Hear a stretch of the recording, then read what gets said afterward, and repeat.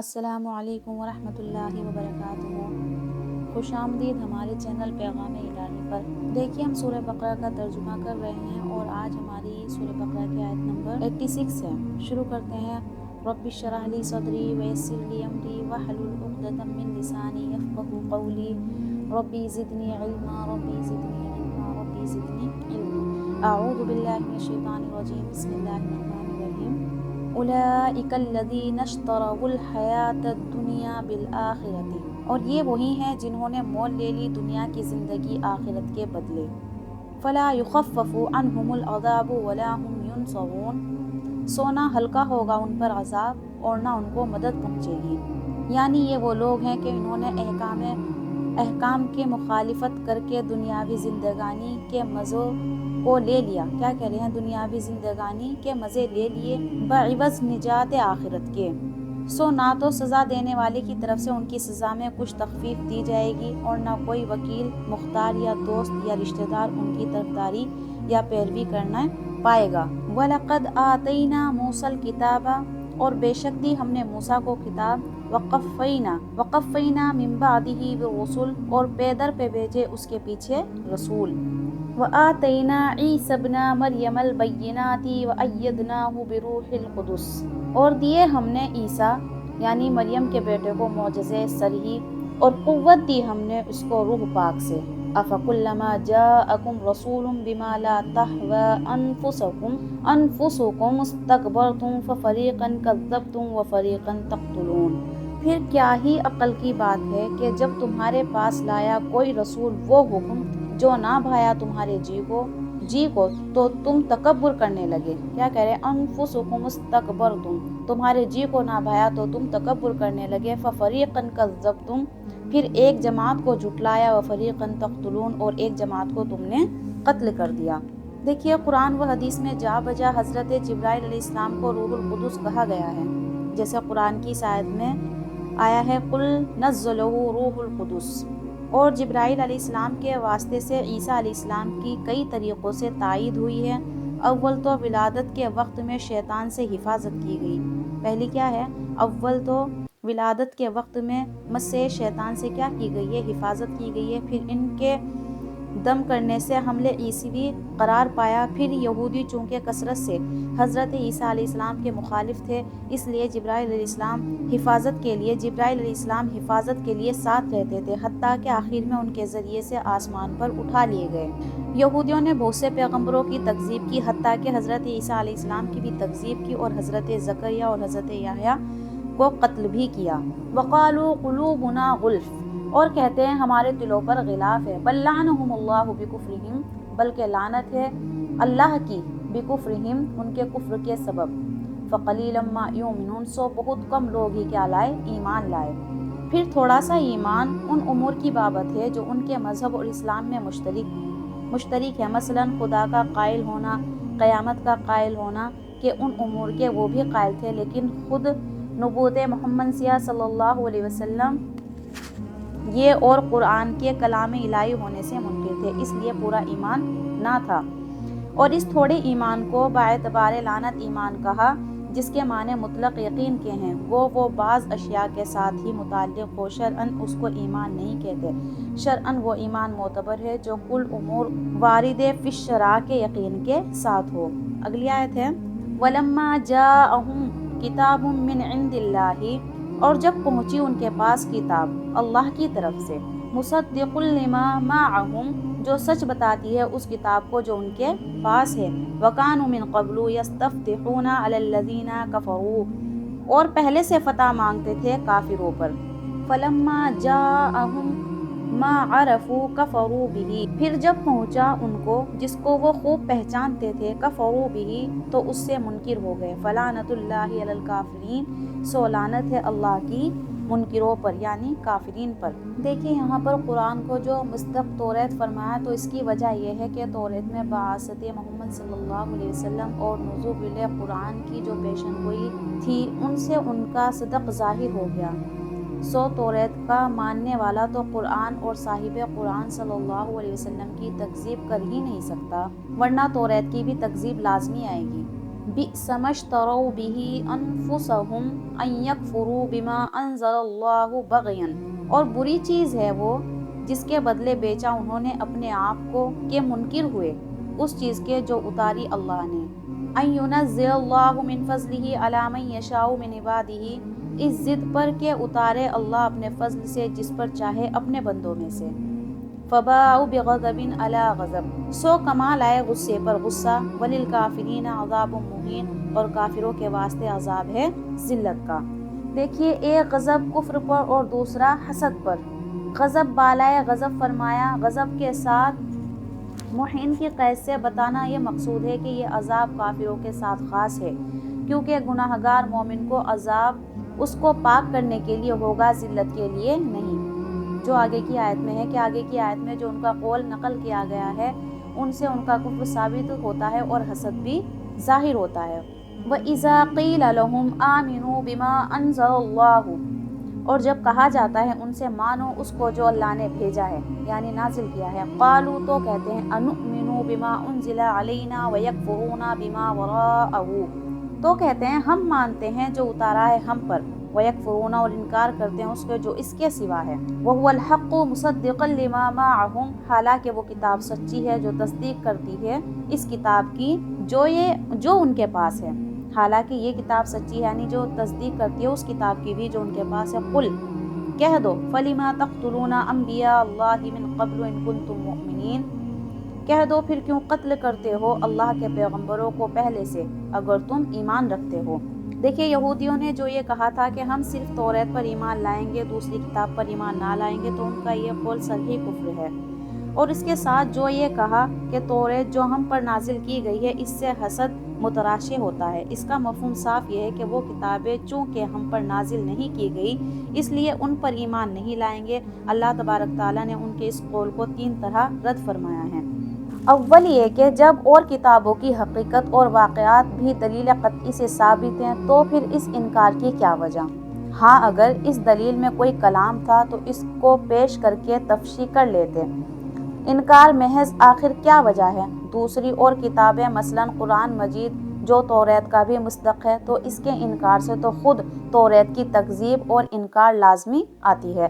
تیسرے یہ کہ انبیاء علیہ السلام کو قتل کرنا تمام آسمانی کتابوں کی روح سے کفر ہے۔ پھر تمہارے گروہ کے لوگوں نے جو کئی نبیوں کو قتل کیا جن کی تعلیم بھی توریت ہی کے احکام کے ساتھ خاص تھی، اور تم ان قائلین کو اپنا پیشوا اور مقتدی سمجھتے ہو تو براہ راست توریت کے ساتھ کفر کرتے ہو۔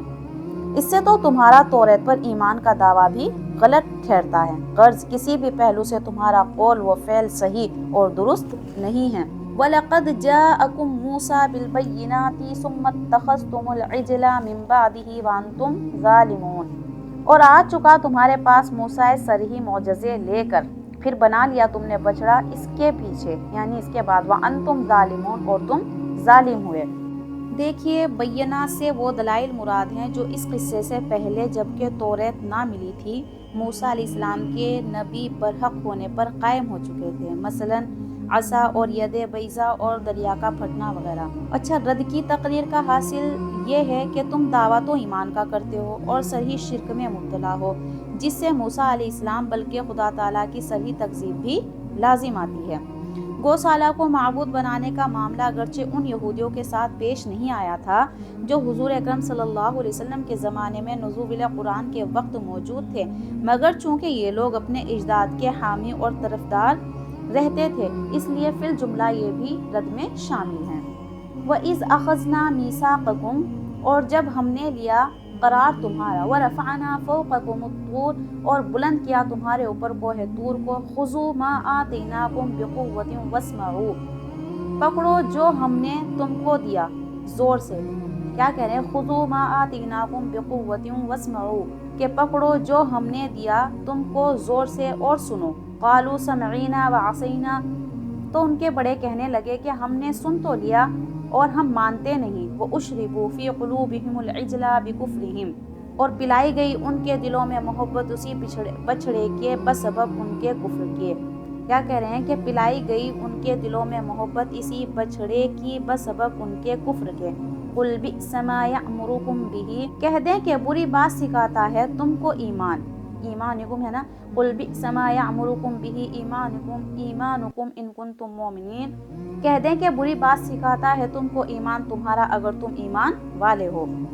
देखिए इस आयत में जो असबाब और मसबियात मज़कूर हैं उनकी तरतीब का हासिल ये है कि दरियाए शोर से पार होकर उनसे एक कलमाए कुफ्र का सुदूर हुआ।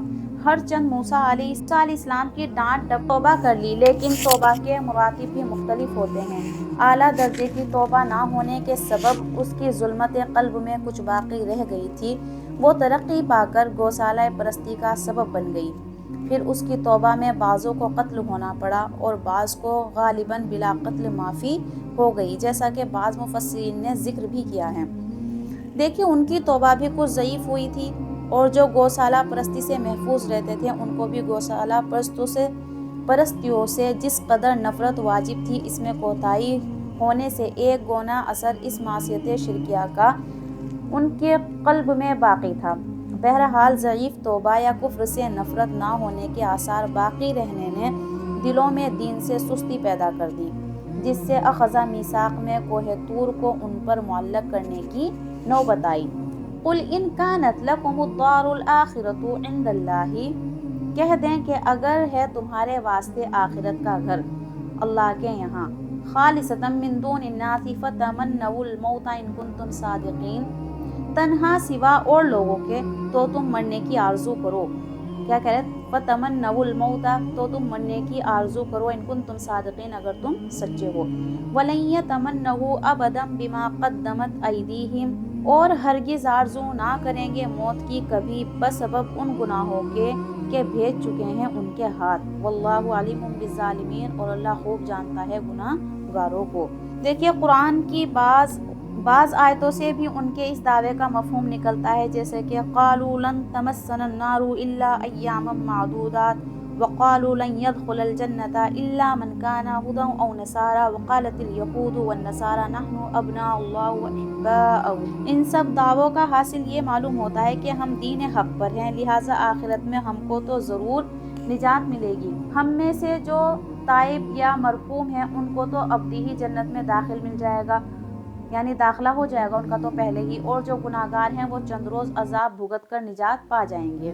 देखिए बाज़ उन्वानात के कभी से क़त्ई नज़रिए दावे दीन हक़ पर कायम होने की सूरत में फ़ी नफ्स तो दुरुस्त व सादिक़ है, लेकिन चूँकि वो लोग अपने दीन के मनसूख हो जाने की बिना पर हक़ पर ना रहे थे, इसलिए अल्लाह तबारक ताला ने जा बजा मुख्तलिफ अनवानात और तरीक़ों से उनकी तकज़ीब फरमाई। यहाँ एक ख़ास तरीका ज़िक्र किया गया है कि अगर आम आदात के मुताबिक बहस और दलाइल से फ़ैसला नहीं करते तो आओ माफ़ूक़ुल आदात तरीक़े यानी मौजज़ों के ज़रिए।